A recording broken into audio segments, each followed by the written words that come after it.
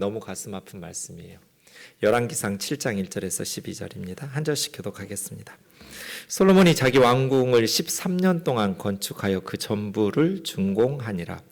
그가 레바논 나무로 왕궁을 지었으니 길이가 100규빗이요 너비가 50규빗이요 높이가 30규빗이라. 백향목 기둥이 4줄이요 기둥 위에 백향목 들보가 있으며 기둥 위에 있는 들보 45개를 백향목으로 덮었는데 들보는 한 줄에 15이요 또 창틀이 3줄로 있는데 창과 창이 3층으로 서로 마주대하였고 모든 문과 문설주를 다 큰 나무로 네모지게 만들었는데 창과 창이 3층으로 서로 마주대하였으며 또 기둥을 세워 주랑을 지었으니 길이가 50규빗이요 너비가 30규빗이며 또 기둥 앞에 한 주랑이 있고 또 그 앞에 기둥과 섬돌이 있으며 또 심판하기 위하여 보좌의 주랑 곧 재판하는 주랑을 짓고 온 마루를 백향목으로 덮었고 솔로몬이 거처할 왕궁은 그 주랑 뒤 다른 뜰에 있으니 그 양식이 동일하며 솔로몬이 또 그가 장가든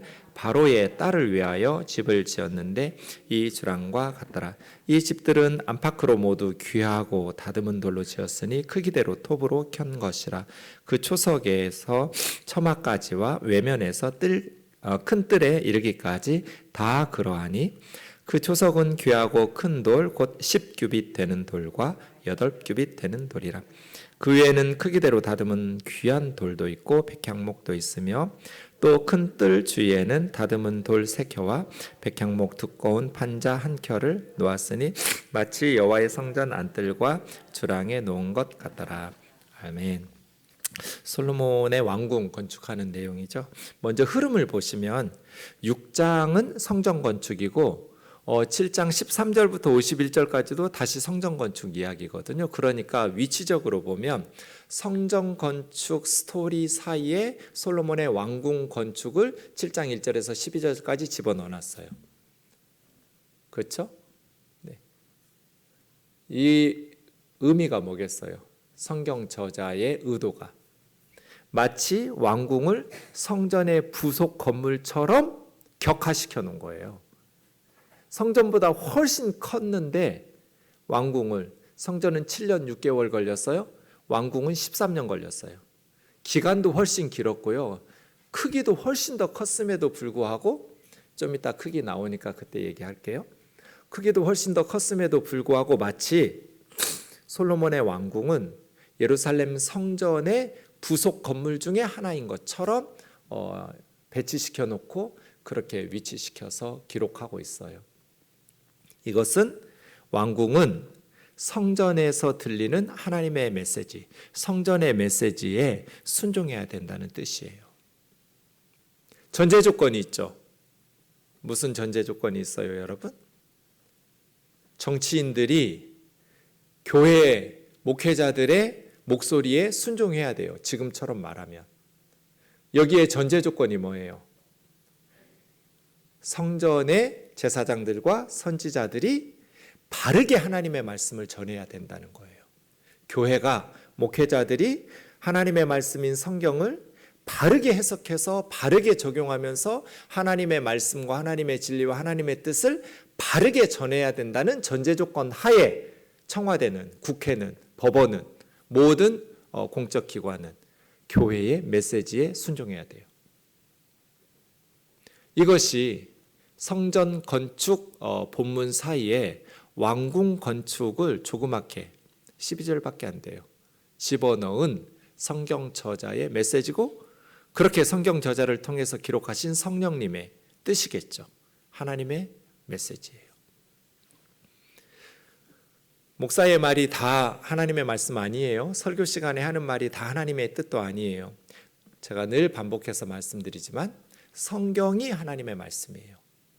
그래서 목사가 설교 시간에 하나님의 말씀인 성경을 바르게 해석해서 바르게 가르치고 설교하고 전하면 그건 하나님 뜻이고 하나님 말씀이에요. 그런데 목사가 설교 시간에 하나님의 말씀인 성경을 왜곡시키거나 바르지 못한 해석과 바르지 못한 적용으로 설교하고 가르친다면 그것은 하나님의 뜻이 아니고 불순종해야 돼요. 그런 목사의 설교나 가르침에 순종하게 되면 하나님의 뜻, 성경을 왜곡시켰는데 하나님의 뜻에 불순종하게 되니까 분별력을 갖추셔야 돼요. 그래서 무조건 설교의 말씀에 예배 시간에 설교 시간에 했던 그 말씀이 하나님의 말씀이라고 생각하면서 무조건 덮어놓고 순종하시면 안 돼요. 위험해요. 성전이 바르게 하나님의 말씀을 전한다는 전제 조건 하에 제사장들과 선지자들이 하나님의 말씀인 성경을 바르게 해석해서 전한다는 전제 조건 하에 왕궁은 성전의 메시지를 순종해야 돼요. 그래야 나라가 바로 설 수 있어요. 이 열왕기상의 성전 건축의 내용을 앞으로 빼거나 뒤로 뺄 수 있었잖아요. 굳이 중간에 끼워 넣어가지고 성전의 부속 건물 중에 하나인 것처럼 기술한 이유가 여기 있어요. 오늘 본문을 좀 보겠습니다. 1절입니다. 솔로몬이 자기 왕궁을 13년 동안 건축하여 그 전부를 준공하니라. 그런데 왕궁의 재료가 뭐예요? 레바논의 나무. 밑에 보면 레바논의 백향목. 이게 무슨 뜻이에요? 세계에서 가장 좋은 나무 갖다가 지었다는 뜻이에요. 세상에서 가장 좋은 목재를 가져다가 왕궁을 지었어요. 길이가 나오죠? 100규빗. 1규빗이 여기에서 여기까지예요. 얼마쯤 될까요? 몇 센치쯤 될까요? 45cm로 잡아요. 뭐 사람마다 좀 차이가 있겠죠? 어쨌든 1규빗 하면 이렇게 팔꿈치에서부터 손바닥 끝까지 이것이 1규빗이에요. 45cm쯤으로 하면 100규빗이면 45m예요. 와, 왕궁의 길이가 45m예요. 여러분 100m 달리려면 한참 걸어야 하잖아요. 그거 절반 정도. 너비가 50규빗, 22.5m죠. 높이가 30규빗, 13.5m. 보통 한 층이 3m 정도 되잖아요. 아파트 한 층이. 그러면 3, 42, 4층 높이로 높이가 30규빗. 백향목 기둥이 4줄, 기둥 위에 들보도 다 백향목으로 지었어요. 그래서 솔로몬 성전 왕궁은 솔로몬 성전의 4배 사이즈예요. 자기가 살 집을 하나님의 집보다 4배나 더 크게 지었어요. 그러니 기간도 훨씬 더 많이 들었죠. 3절에 기둥 위에 있는 들보 45개를 다 백향목으로 덮었고 위쪽에 있는 들보 기둥만이 아니에요. 바닥에 있는 것도 다 레바논의 백향목으로 최고급 목재로 지었어요. 창이 3층으로 이루어져 있는데 서로 마주 보면서 창틀이 3줄로 창과 창이 3층으로 4층 높이니까요.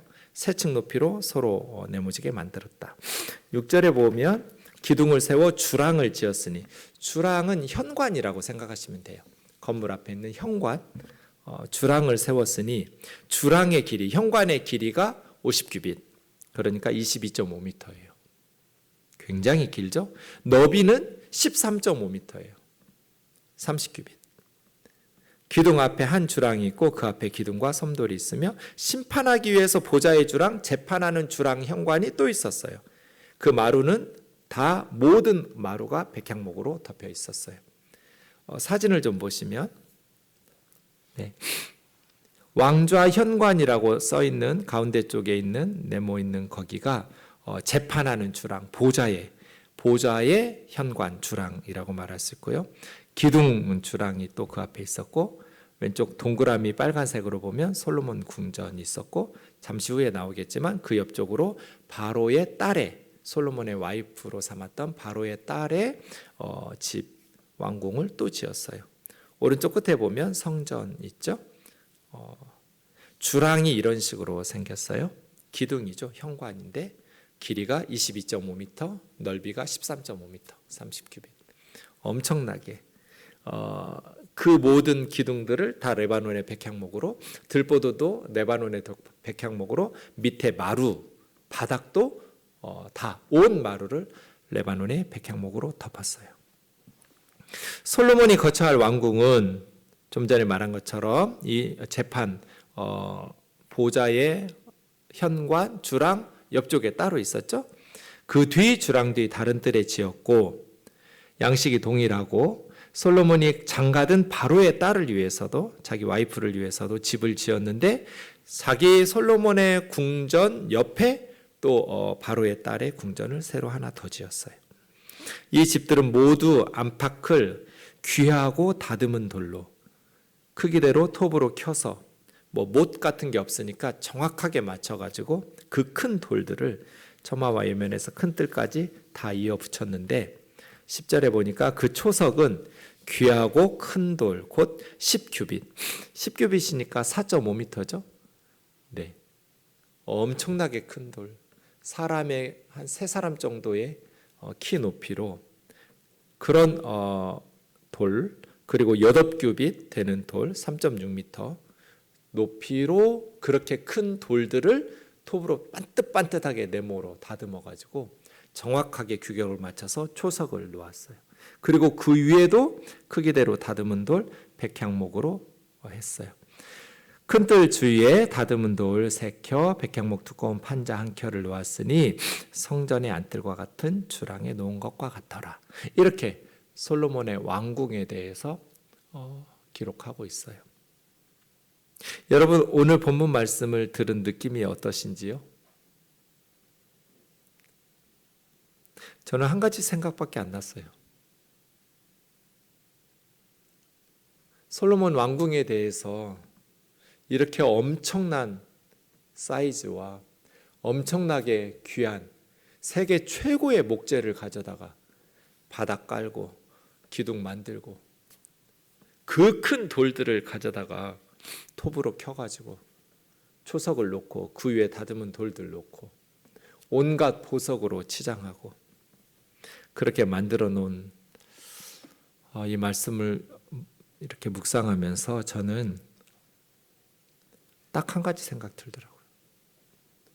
왜 솔로몬은 자기 아버지가 살았던 다윗 왕궁에서 검소하게 살 수 없었을까? 솔로몬이 아버지 다윗의 왕궁에서 검소하게 살았더라면 어땠을까요? 이 많은